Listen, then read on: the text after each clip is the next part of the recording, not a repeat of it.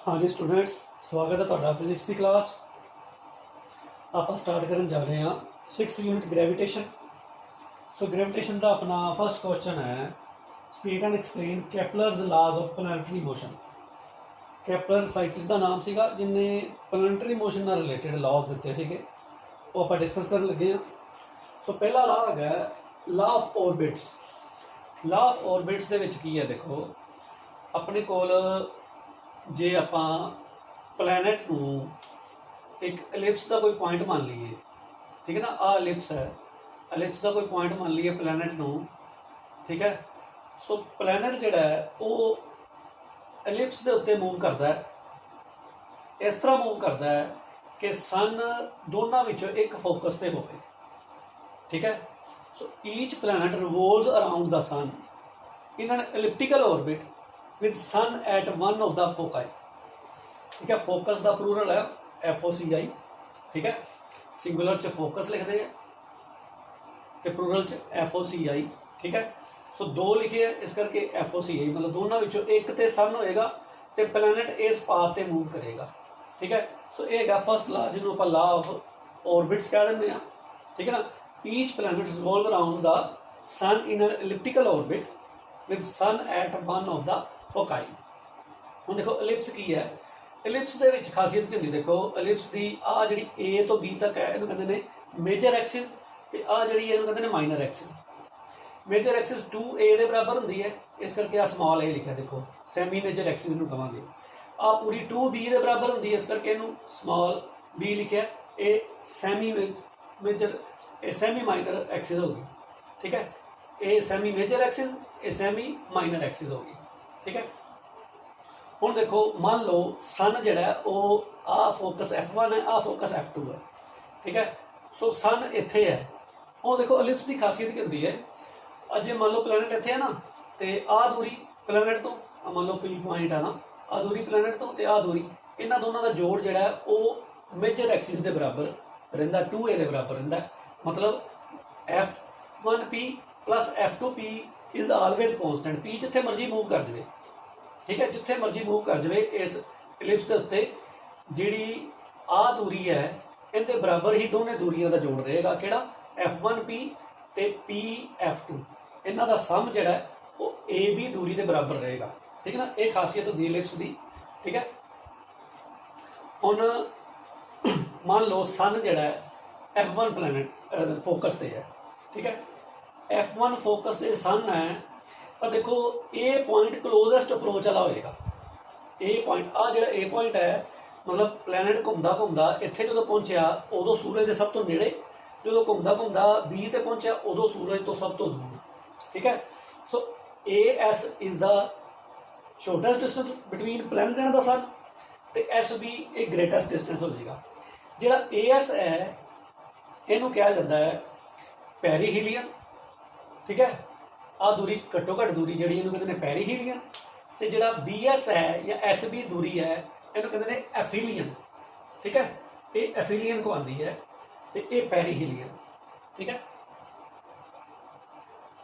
So the सम सो आप की लिखा है, if sun is eight F1, जो सूरज F1 ते है, देन AS मॉडुलस AS मतलब डिस्टेंस, ठीक है। So mod AS is the distance of the closest approach of the planet with the sun, ठीक है ना, closest approach of the planet with the sun, and mod AS is called perihelion. Then mod SB आ दूरी इत्थों लैके तक आ दूरी, ठीक है, mod SB is the greatest distance of the planet from the sun, and mode SB is called एफिलियन, ठीक है। हुण देखो एक और टर्म इहदे च आंदी एसेंट्रिसिटी। एसेंट्रिसिटी की होंदी, देखो एसेंट्रिसिटी होंदी है आ रेशो होंदी, देखो SO/OA, मतलब फोकल पॉइंट तो लैके आ सेंटर जिथे मेजर ते माइनर एक्सिस एक दूजे नूं बाइसैक्ट करदियां, वो पॉइंट है O। SO/OA इन्हू कहते हैं एसेंट्रिसिटी E, आ देखो, ठीक है। So OA equal to OB, OA equal to OB equal to A which is semi major axis, ठीक है। हुण इत्थों की बन जाएगा, देखो इनू A लिख देंगे तो E की वैल्यू की बन जाएगी SO/A या एस ओ की वैल्यू की बन जाएगी ई ए, ठीक है, एस ओ बन गया ई ए। हुण देखो आप पहले गल करिए पेरीहीलियम की। पेरीहीलियम मीनस ए एस इत्थे आप लिख रहे हैं, इहनूं आप इस तरह लिख लेंगे, देखो ए एस दूरी देखो की होएगी ओ ए माइनस एस ओ, ठीक है, ए एस आही हो जाएगी ना ओ ए, क्योंकि आप आ दूरी का अपन पता है सेमी मेजर एक्सिस के बराबर है, स्मॉल ए है, तो एस ओ आप लिखी है, ठीक है, तां करके इनू आप लिख देंगे ए एस ओ ए की वैल्यू कितनी है ए, इनकी वैल्यू है ई ए, ठीक है, तो ए एस अपने को होगी फिर ए कॉमन काट लो 1 माइनस ई, ठीक है, सो ए एस दूरी आ गई अपने को, ठीक है, ए एस दूरी की वैल्यू अपने को आ गई ए 1 माइनस ई। हाँ देखो ना आप एफिलियन की गल करांगे, एस बी जो आ गया S B is equal to S O plus O B,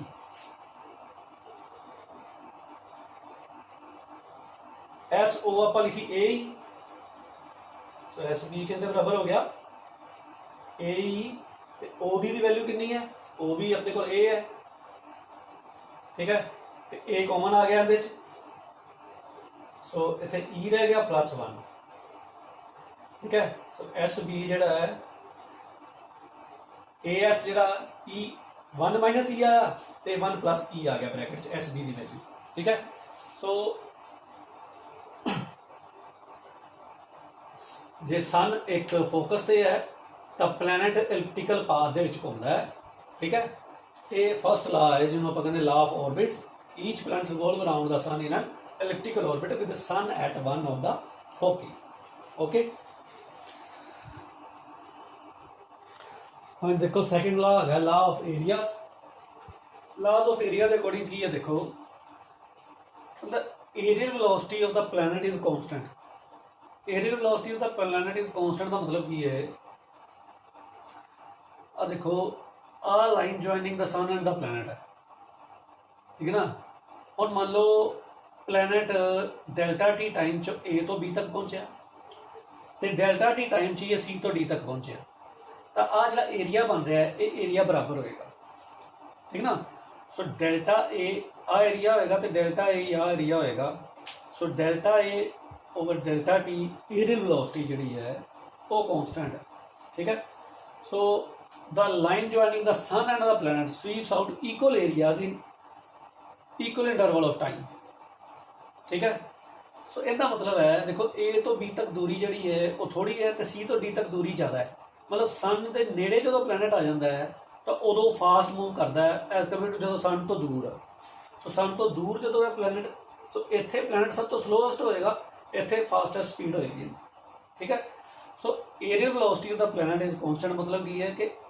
it sweeps out equal area in equal intervals of time, ठीक है, so D A by D T a constant होएगा किसी प्लैनेट लिए।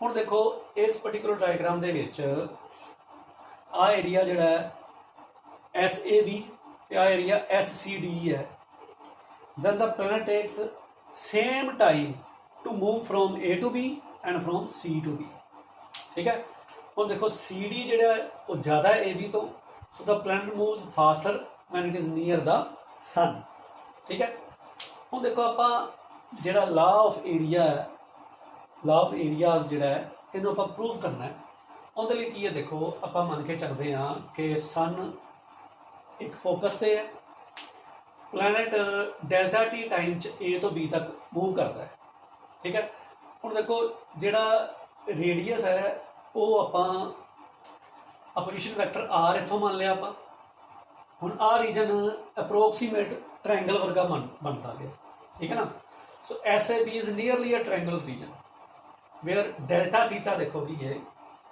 हुण देखो theta equal to length of the arc divided by radius होता है, delta theta is equal to A B over R हो जाएगा।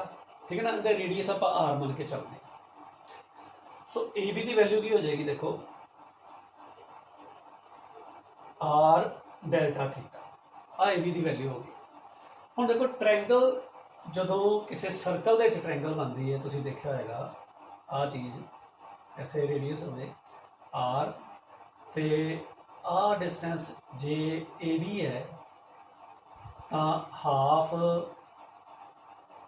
आर इंटू इनू बेस मान लिता जाता है तो इनू हाइट मान लिता, क्योंकि इतने आप मानते हैं कि 90 डिग्री का एंगल बनता है। ठीक है, so half R into A B area बनेगा। ठीक है, सो इत्थे ट्रायंगल का एरिया जिन्होंने आप डेल्टा ए लिखा है उनकी वैल्यू देखो कि है area triangle A B S, area S A B is equal to क्या हो जाएगा half R into A B हो जाएगा। ठीक है, सो ए कितने बराबर हो गया हाफ आर ए बी की वैल्यू हो गई है are delta theta, are delta theta हो गया। ठीक है, सो ए एरिया की बन गया half R square delta theta. Okay,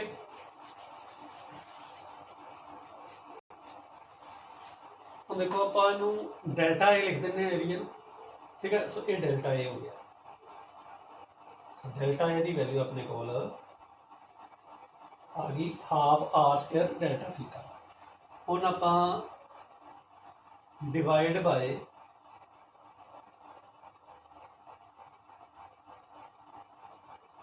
delta T, ठीक है ना, क्योंकि आपां delta A by delta T चाहिए, आपां डेल्टा टी नाल डिवाइड करते हैं। Delta A over delta T is equal to half R square delta theta over delta T आ गया।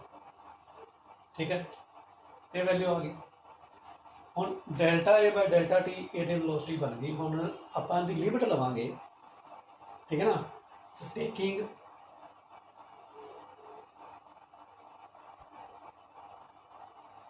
Limit delta T approaches 0। ठीक है ना, so taking limit as delta t approaches 0 to both the sides। ठीक है ना, taking limiting value अपन लिख देंगे, चलो taking limiting value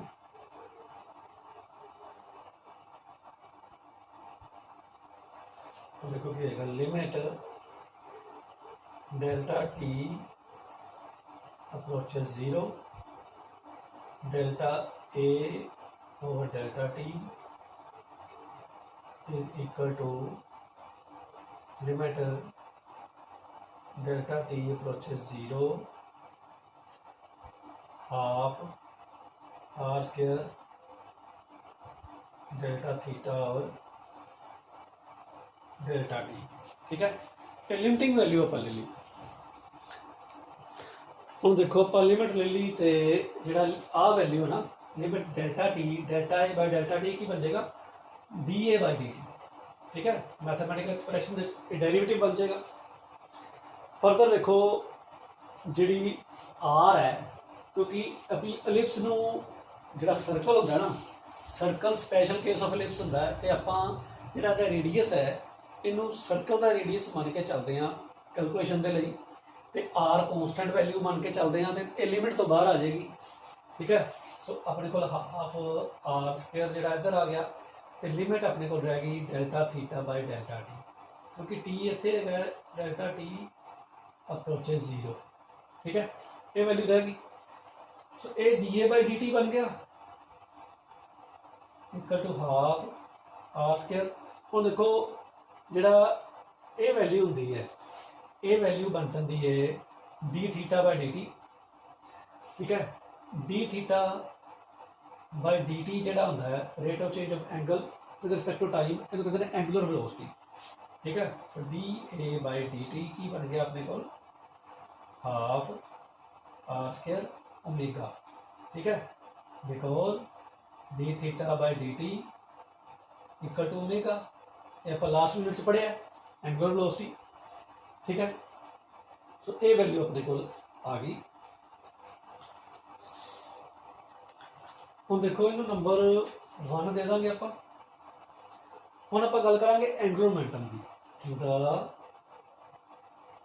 angular momentum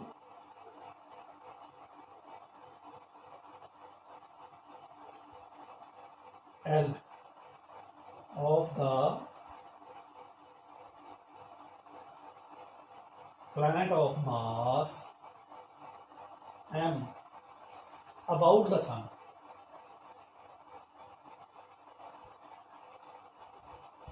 क्योंकि सन के आले दुआले घूम रहा प्लैनेट, उनका एंगुलर मोमेंटम की वैल्यू कितनी होएगी, आप लास्ट चैक यूनिट के लास्ट पार्ट किया सीगा L is equal to I omega. ठीक है, सो आई की वैल्यू जी है मोमेंट ऑफ इनर्शिया, इनकी वैल्यू कितनी होती है,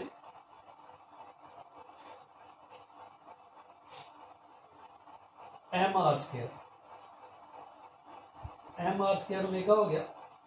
ठीक है, इनकी वैल्यू सो इतों ओमेगा की वैल्यू अपने को आ गई। देखो ओमेगा की वैल्यू अपने को आ गई L divided by M R square. ठीक है, इनू आप इक्वेशन 1 च पुट करिए, पुट इन इक्वेशन 1 तो अपने को D A by D T जी आप एरियल वेलोसिटी की गल आप करते हैं वो कितनी बन जाती है, half R square L over M R square. ठीक है, so D A by D T अपने को आ गया, आर कैंसल आउट हो गया, सो L ओवर 2m। ठीक है, L ओवर 2m। हम देखो जो एंगुलर मोमेंटम है प्लैनेट का अबाउट द सन, ये कॉन्सटेंट होता है। क्यों कॉन्सटेंट होता है, क्योंकि कोई एक्सटर्नल फोर्स नहीं लगती, ये सेंट्रल फोर्स नाल जुड़े होंगे हैं, तो सेंट्रल फोर्स करके ही जो प्लैनेट उनके आले दुआले घूमी जा रहा है। कोई बाहरी फोर्स सिस्टम तो बाहरली फोर्स कोई इनके प्लैनेट उत्ते नहीं लग रही होंगी, क्योंकि ग्रेविटेशन पुल ऑफ द सन उनके करके प्लैनेट जो उनके आले दुआले घूमी जा रहा है, तो कोई एक्सटर्नल फोर्स नहीं लग रही। ठीक है ना, as planet and sun they are joined by a central force, therefore angular momentum of the planet about the sun is constant. ठीक है, एज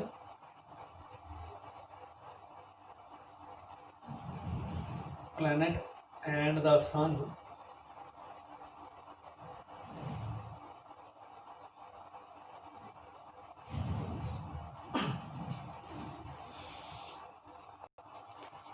ठीक है, सो प्लैनेट ते सिस्टम जोड़ा सेंट्रल फोर्स के अंडर है दोनों का, सन ते प्लैनेट, तो कोई एक्सटर्नल फोर्स नहीं इन्होंने लग रही, therefore angular momentum of the planet is constant. आ कांस्टेंट है, mass of the planet also constant होता है, so therefore D A by D T equal to constant. ठीक है, सो यही आप प्रूव करना सीगा कि एरियल वेलोसिटी जी है वो चेंज नहीं करती। ठीक है, सो ये प्रूफ हो गया जोड़ा ला ऑफ एरियाज। ठीक है, कि एरियल वेलोसिटी जी कांस्टेंट है, the planet sweeps of equal area in equal intervals of time. हाँ देखो थर्ड ला है law of periods. Law of periods की है, देखो वो कहता है square of the time for a planet to complete one revolution, मतलब एक चक्कर पूरा करने ते जिन्ना समा प्लैनेट में लगता है, जिवें धरती नूं एक रेवोल्यूशन पूरी करने ते 365 दिन लगते हैं। ठीक है ना, so square of that time around the sun is directly proportional to the cube of the semi major axis of the elliptical orbit. हुण देखो इनू आपां सिंपलीफाइड फॉर्म दे विच लिखांगे, इनू समझाने लिए, प्रूव करने लिए आप मान के चलते हैं कि जोड़ा ऑर्बिट है वो सर्कुलर है, क्योंकि सर्कल एलिप्स की एक स्पैशल फॉर्म है। ठीक है, सो सन इत्थे होएगा तो आ जी दूरी है सैमी मेजर एक्सिस, इनू आप आर लिख लाँगे। ठीक है ना, आ दूरी जी है इतों लैके तक इनू आर लिख लाँगे, तो सैमी मेजर एक्सिस इनू आर लिखा तो आप कहेंगे T square is directly proportional to R cube. ठीक है, सो जिन्ना समा लगता है प्लैनेट एक रेवोल्यूशन कंप्लीट करने लिए उसका स्केयर, वो सैमी मेजर एक्सिस के क्यूब के प्रपोर्शनल है और T square is equal to R cube into some constant और टी स्केयर और आर क्यूब इज कॉन्सटेंट। ठीक है, सो इस चीज़ को आप हम जोड़ा ऑर्बिट है वो एलिप्टिकल ना लैके उनका सिंपलीफाइड फॉर्म सर्कुलर ऑर्बिट लैके प्रूव करांगे। ठीक है, ठीक है, देखो आप टाइम पीरियड को कैपिटल टी लिखा तो सैमी मेजर एक्सिस को आर लिखा। So the semi major axis of the elliptical इनू कैपिटल आर लिखा तो इनू आप प्रूव करते हैं। हाँ देखो इस डायग्राम के सन सेंटर ऑफ द सर्कल तो हो गया तो प्लैनेट जोड़ा उनका मास स्मॉल एम है, सन का मास कैपिटल एम है। ठीक है, so let the orbit of the planet be circular. ठीक है, so gravitation force between sun and the planet जी ग्रेविटेशन फोर्स होंगी उनके करके ही प्लैनेट उनके आले दुआले घूमता है, वो प्रोवाइड करती है सेंट्रीपिटल फोर्स। ठीक है, so gravitation force centripetal force provide करती है। सेंट्रीपिटल फोर्स जी होंगी है वो M V square by R होंगी है। ठीक है, तो जी ग्रेविटेशन फोर्स है उनकी वैल्यू कितनी होंगी देखो होंगी है जी, यूनीवर्सल कॉन्सटेंट कहते हैं। ठीक है, ये आप नैक्सट आर्टिकल करना सीगा वैसे तो इस चैप्टर का, पर इनू आप यूज़ कर रहे हैं इतने प्रूव करने लई। ये समझ लो कि जी यूनीवर्सल कॉन्सटेंट होंदा है, मास ऑफ द टू मतलब सन का मास तो प्लैनेट का मास मल्टीप्लाई कर दीदा तो उन्होंने दूरी जी है रेडियस उनके स्केयर नाल डिवाइड कर दीदा है तो ये बन जाती है gravitation force between the two. कोई भी दो मैसिव बॉडीज के ग्रेविटेशन फोर्स इतनी होती G M M over R square. एक बॉडी का मास दूसरी बॉडी का मास उन्होंने विचली सेंटर दूरी जी है केंद्र से उन्होंने, ठीक है ना, उन्होंने सेंटर्स के विचली दूरी जी है वो आर तो उनका स्केयर ले लेना है। जी यूनीवर्सल कॉन्सटेंट है ग्रेविटेशन कॉन्सटेंट इन्हू कहते हैं। सो ये बराबर होंगे है, ये बराबर क्यों क्योंकि जी सेंट्रीपिटल फोर्स है वो ग्रेविटेशन फोर्स प्रोवाइड करती है between sun and the planet, तो करके इन्हू बराबर लिखता आप। इतों एक आर कैंसल हो जाएगा, स्मॉल एम कैंसल हो जाएगा, so G M over R V square के बराबर आ गया। ठीक है, स्मॉल एम कैंसल हो गया, एक आर कैंसल हो जाएगा तो अपने को वी स्केयर की वैल्यू जी है वो जी एम ओवर आर आ गई। ठीक है, हुण देखो जिहड़ा वेलोसिटी है, ठीक है ना, वेलोसिटी वी एक चक्कर जो पूरा कटांगे, चक्कर कितनी देर कटते हैं टाइम पीरियड टी दे। सो वेलोसिटी वी एक दे बराबर होगी सरकमफ्रेंस ओवर टाइम पीरियड। ठीक है ना, सो तय की दूरी बटा समा। सो सरकमफ्रेंस दूरी तय की प्लैनेट ने तो टाइम पीरियड टी उनका लगेगा पूरी दूरी कट्टन से तो वी की वैल्यू कितनी आ जाएगी, सरकमफ्रेंस कितना हो जाएगा 2 पाई आर तो टाइम पीरियड कैपिटल टी है। ठीक है, जो आप फार्मूले लिखा सीगा कि T square is proportional to R cube, वही आप प्रूव करना है कि T square over R cube is a constant. हुण देखो वी की वैल्यू इतने वी स्केयर इतने पुट कर दी है आप, सो वी स्केयर की बन जाएगा या इन इक्वेशन नंबर 1 दे दो इतने। So put it in equation 1 square इनका करांगे। So 2 pi R by T इनका स्केयर हो गया, अब V square is equal to G M over R आ गया। सो ये बन गया 4 pi square R over T square, R square over T square is equal to G M over R. हम टी स्केयर इधर ले जाओ, बाकी सारा कुछ उधर ले जाओ, अपने को आ जाएगा 4 पाई स्केयर आर स्केयर ते आर मल्टीप्लाई हो गया आर क्यूब बन गए तो बटे दे विच जी एम आ गया, ये आ गया आर स्केयर के बराबर।